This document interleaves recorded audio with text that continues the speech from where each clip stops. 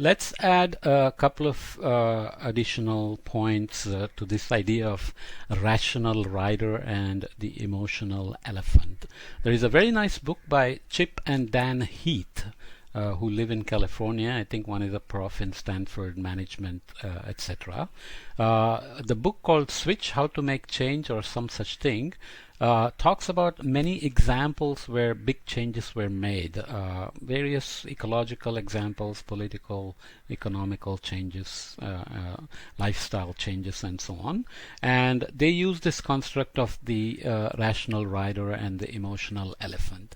And the main point there is that when somebody is trying to appeal to a group of people to take action, it's good to give the problem a identity. It's like about saving birds in the Caribbean or so, for example. If people identify with the issue and they get emotional attachment to it, then they will agree to act in a sense of beyond the one action bias and so on, and see it to the result of bringing about conservation, reducing water quality problems, reducing pollution, driving less, eating less meat, those kinds of big issues which are not very easy, right? Traveling less, for example, because you also have to think of the positives and the negatives. Traveling is generally a good thing for cultural exchanges and so on. So how do you optimize your need for learning about other cultures versus reducing environmental impact? Okay, so politicians in general, or the commercials that try to sell you things that you don't actually even need, use these kind of emotional buttons. And I found this on the internet somewhere that I stole. I don't know who took these photos. Shows that somewhere, maybe in Africa, there is a nice big elephant walking in this direction, and there are cars behind who are patiently following. They don't want to take over, but there is a driver coming this way.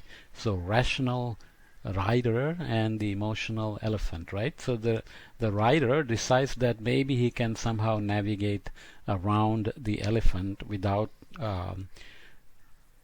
scaring the elephant or getting him angry, right? So what happens? So there he is, almost made it, but the elephant gets too close to the elephant, and the elephant is not happy. So the elephant decides to show him and teach him a lesson.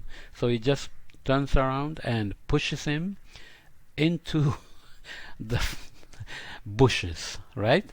So the point is, when politicians try to cheat you or emotionally manipulate you into doing things, it can have bad consequences. People can get angry. Right now, this is November 6th or 7th. You know that there is a big election counting going on in 2020.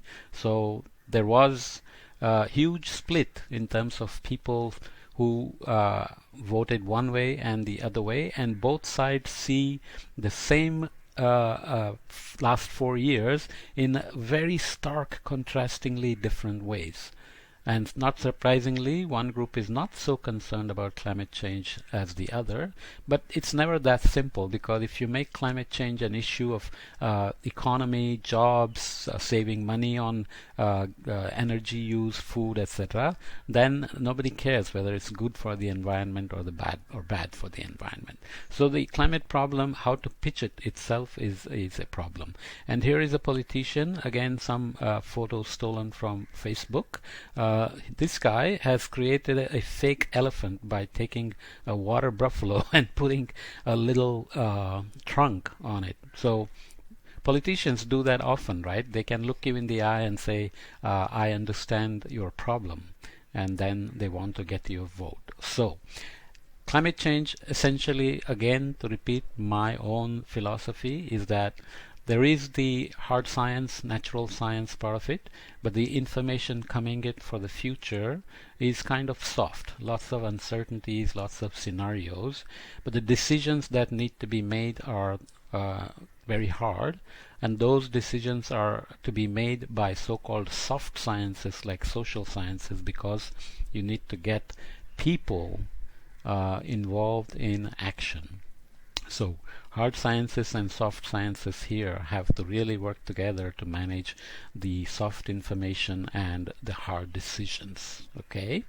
Um, Something you have to decide on, some of these things you have to decide on your own, because it's fairly clear by now that just because people believe in climate change doesn't mean they do more than those who are skeptical. Because if it's a energy efficient product, for example, everybody may buy it. If it's a fuel efficient car like Tesla, it's expensive, but a lot of people buy it. It's fancy, it's light, it's something to own, and so on, right? So car, for example, is a convenience to go from place A to place B, but we put so much thought into it in terms of color, horsepower, style, speed, etc., right? So it's not anymore just a convenience. And some people like Jerry Seinfeld or Jay Leno or Salman Khan collect hundreds of cars because they have money and they like these things as toys. So this is how human mind works. We can go through many examples, but you know what I mean.